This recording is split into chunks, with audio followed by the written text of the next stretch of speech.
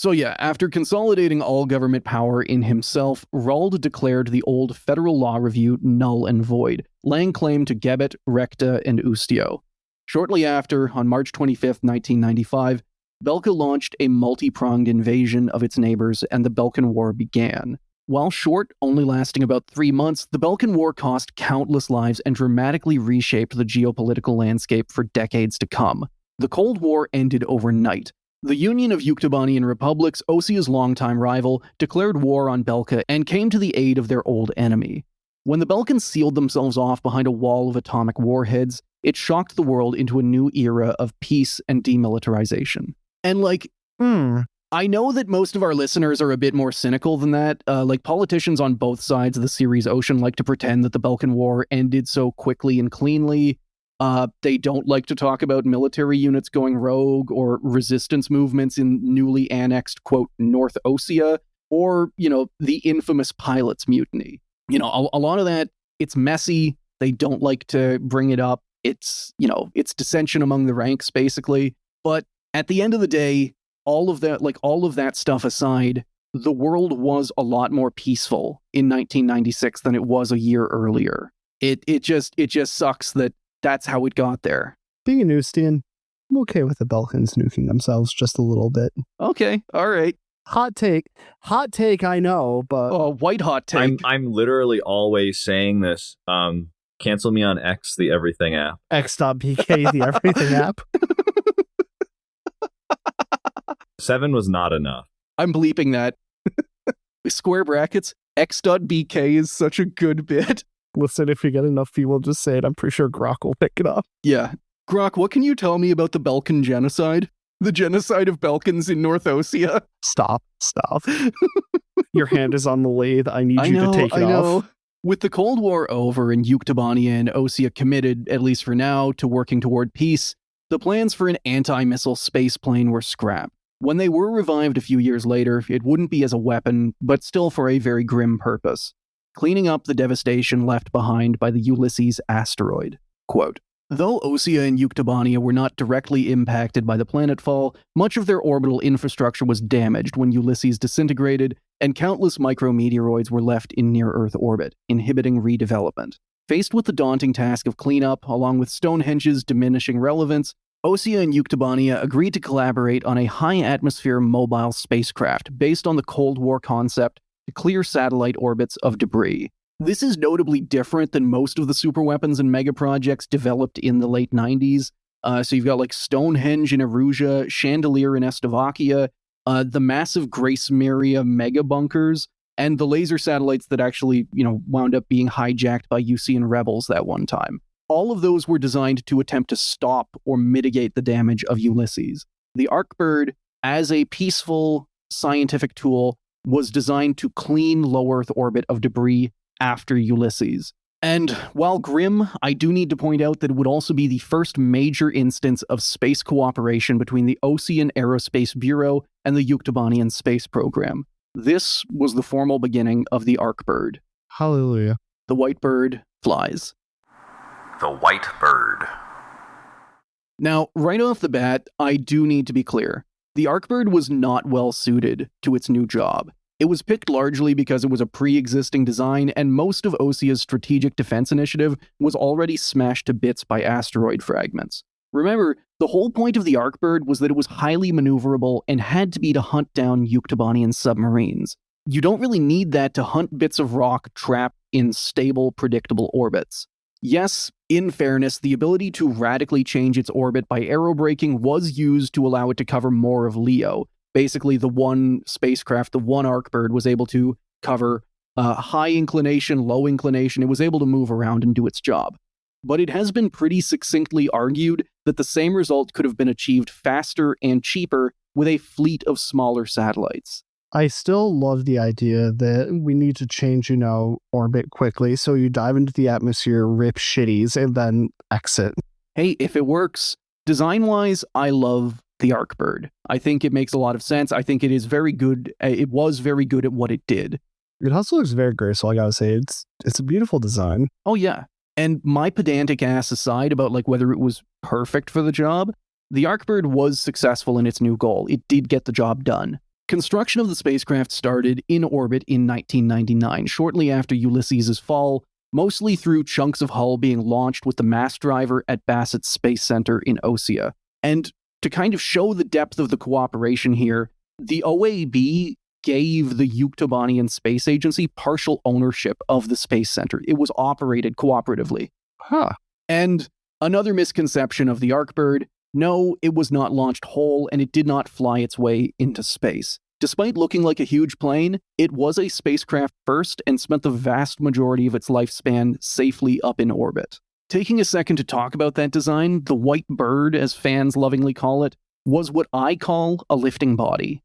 As opposed to a normal aircraft where the wings provide most or almost all of the lift, the Arkbird's fuselage was blended in such a way that the fuselage did most of the aerodynamic work. Looks like an extremely fanciful hypersonic skip glider. Yeah. And at the same time, this might be a little contentious because if you look at the Arkbird, it looks like a flying wing. It looks like it's all wing. And this is kind of one of, where does the wing start? Where does the fuselage end? If you actually look at the design of the Arkbird, the vast majority of what you see is the fuselage. And the wings are kind of just those two little stubby flaps Nubbins at the back. At the end. Yeah, which are mostly there for atmospheric control. Construction of the Arkbird's hull was completed in 2004, and it entered a period of semi-operation. It wasn't fully ready to go, but they needed it to go sooner. This is 5 years after Ulysses' fall, so it's 5 years of orbit basically being, you cannot occupy orbit. You cannot launch rockets, new satellites, new exploration, new nothing. So it was pretty critical to get that going. Quote, "It was to be equipped with a Yuktobanian laser on the upper hull and an Osean laser on the lower hull, with missile ports meant to divert larger meteoroid fragments. However, concerns over potential military applications of the lower laser led to it being struck from the design. Keep that in mind, it was struck from the design, but it was still built. Almost like a, for but not with theory. Planning for the next war, something.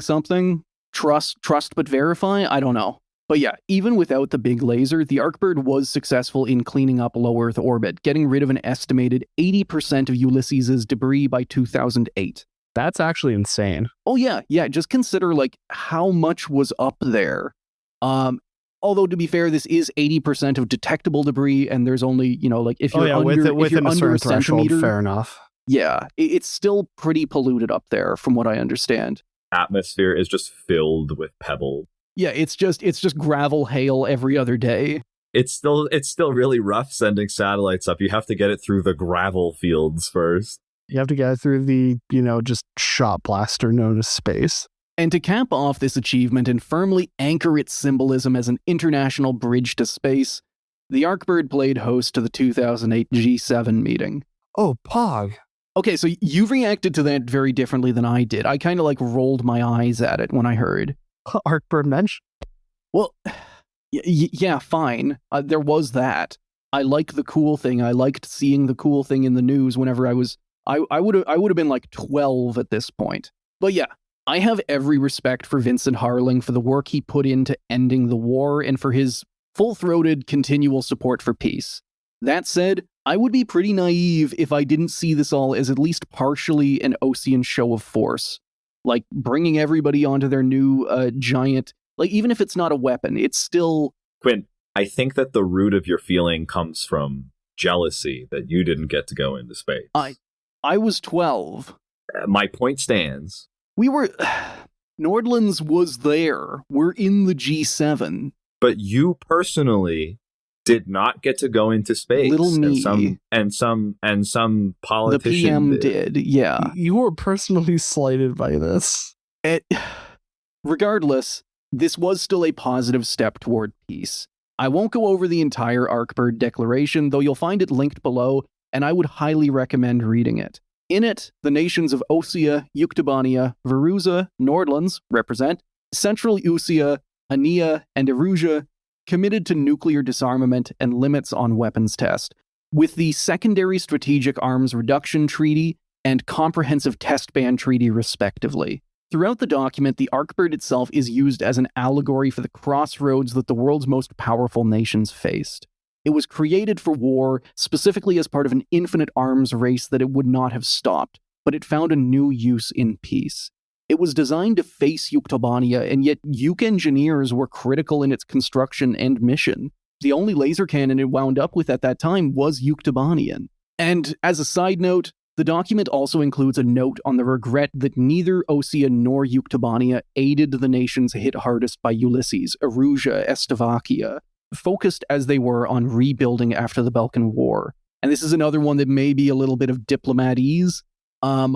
I don't know what the fuck Yuktobania was trying to rebuild after the Balkan War, let alone Osea.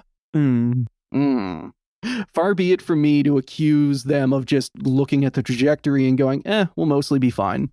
Shrug shoulders, let it hit. Yeah.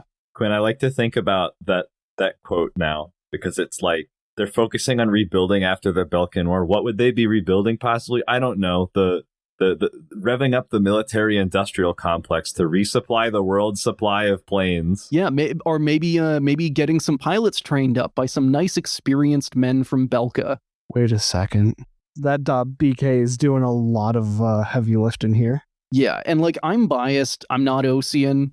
This is not a secret. I do think that a lot of the, like, everything is because of Belka. A lot of that coming from Osea and Yuktobania is because they know that a fair bit of it is also their fault. You didn't have to let Grunder in. You didn't have to let Ofnir and Grabacher in.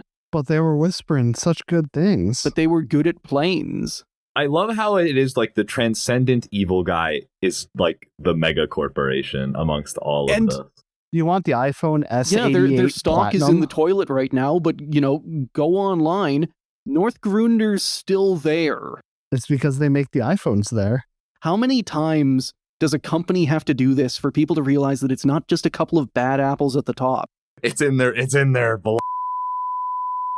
All right, Valdemar Rald.